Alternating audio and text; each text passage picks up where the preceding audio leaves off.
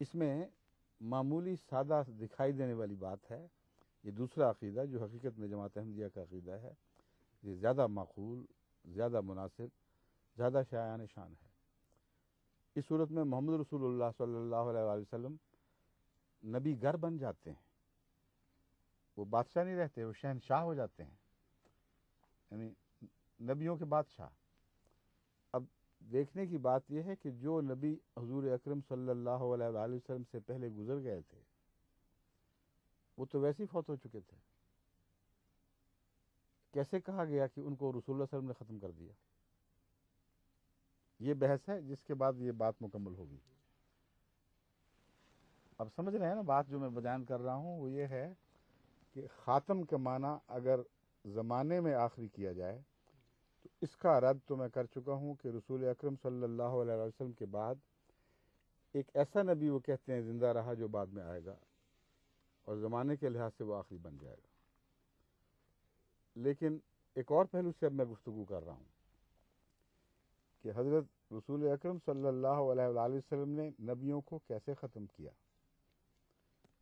جتنے نبی تھے ان کے ختم کرنے کے دو ہی تصور ممکن ہیں. ایک یہ کہ وہ زندہ ہوں، ان کو مار دیا جائے. دوسرا یہ کہ ان کا فیض ختم کر دیا جائے، فیض کے چشمے بند اور سارا فیض محمد رسول اللہ کے سر چشمے سے جاری کیا جائے. تیسرا کوئی تصور نہیں. جہاں تک پہلے تصور کا تعلق ہے، جماعت احمدیہ زیادہ کامل یقین اور ایمان کے ساتھ اور بغیر استثناء کے اس بات کو تسلیم کرتی ہے کہ محمد رسول اللہ صلی اللہ علیہ وآلہ وسلم کے بعد کوئی پرانا نبی زندہ نہیں رہا. کلیتاً ختم ہو چکے تھے ظاہری لحاظ سے بھی.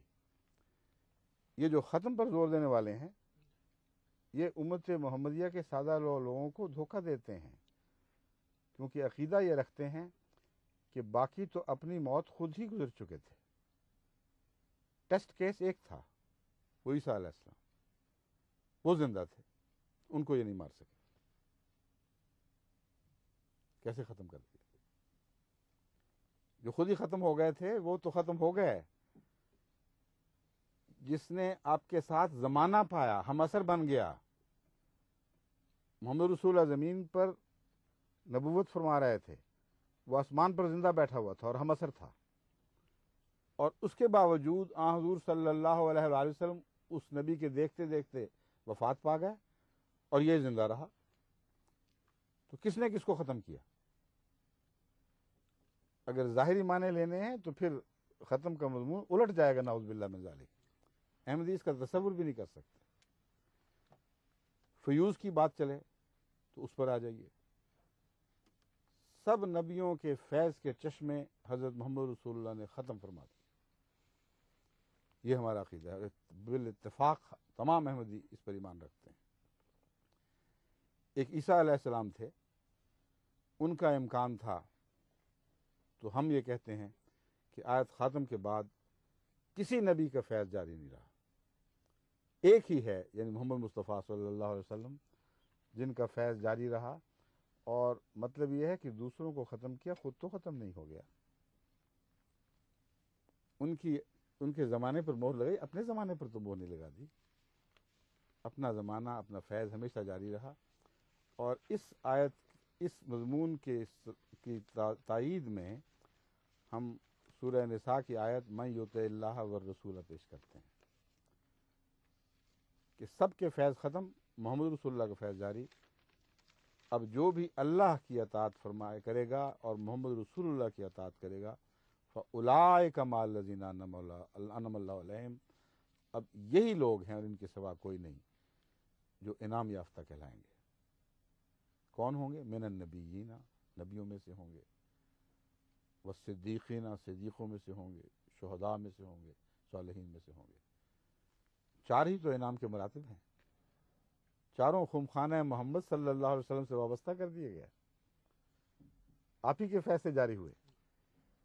لیکن یہ کہتے ہیں نہیں، ایک نبی ہے جس کا فیض محمد رسول اللہ علیہ وسلم ختم نہیں کریں گے بلکہ بڑھا دیں گے. اس کا فیض محمد رسول اللہ کے بعد پہلے سے کہیں بڑھ جائے گا. پہلے وہ رسول الی بنی اسرائیل تھا، اب وہ رسول العالمین بن کے آئے گا. بس یہ نئی شان نبوت جو اس کو عطا ہوگی یہ پہلے کب عطا ہوئی تھی یہ بتائیے. اس لیے یہ کہنا بھی ایک محض نفس کا بہانہ ہے کہ اسے پہلے نبوت عطا ہو گئی تھی. اسے جو نبوت عطا ہو گئی تھی اس کا حال تو قرآن میں لکھا ہوا ہے, رسول الی بنی اسرائیل. محدود نبوت تھی, ایک چھوٹی قوم کی طرف نبوت تھی, محدود زمانے کے لیے نبوت تھی. اس کے زمانے کو ممتد کر دیا ان مولویوں نے, اور اس کے فیض کو بنی اسرائیل سے نکال کر ساری دنیا پہ پھیلا دیا. یہ نیا مرتبہ اس کو کب ملا؟ محمد رسول اللہ کے بعد ملا, ان کے قول کے مطابق. تو ایک نئی نبوت ظاہر ہوئی ہے. یہ جھوٹ ہے کہ پرانی نبوت لے کر وہ آئے گا. اگر پرانی نبوت لے کے آئے گا تو سب مسلمان وہ آیت نکال کے دکھائیں گے, اے رسول عیسیٰ ابن مریم تو اگر وہی پرانا رسول ہے تو جا اپنی قوم کی طرف لوٹ جا, وہاں جا کے نبوتیں کر. ہم تیرے غلام نہیں ہیں, ہم تو محمد رسول اللہ کے غلام ہیں جو رحمت للعالمین تھا. تیرا مرتبہ چھوٹا ہے, تیرے فیض کا دائرہ تنگ ہے, تو اس تنگ دائرے سے باہر نکل نہیں سکتا.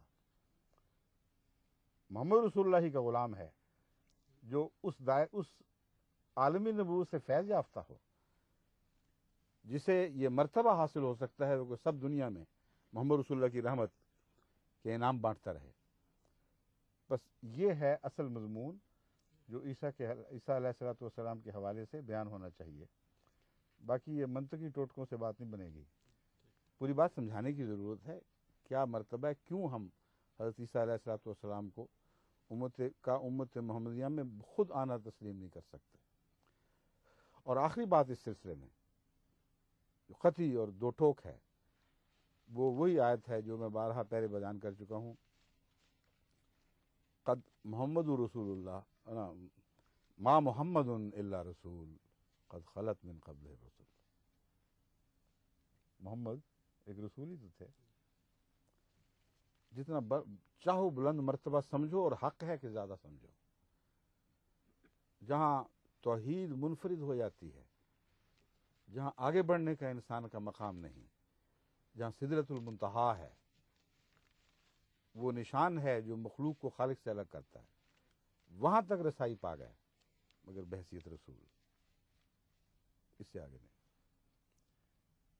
فرمایا یہ تو مرتبہ محمد مصطفیٰ صلی اللہ علیہ وسلم ہے.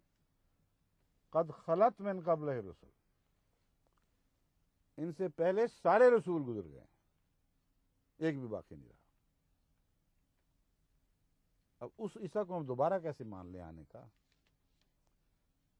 جو گزر گیا, جو کہانی بن گیا, جس کا فیض بھی ختم ہو گیا, جس کا وجود بھی, جس کی زندگی بھی اس آیت نے ختم کر دی.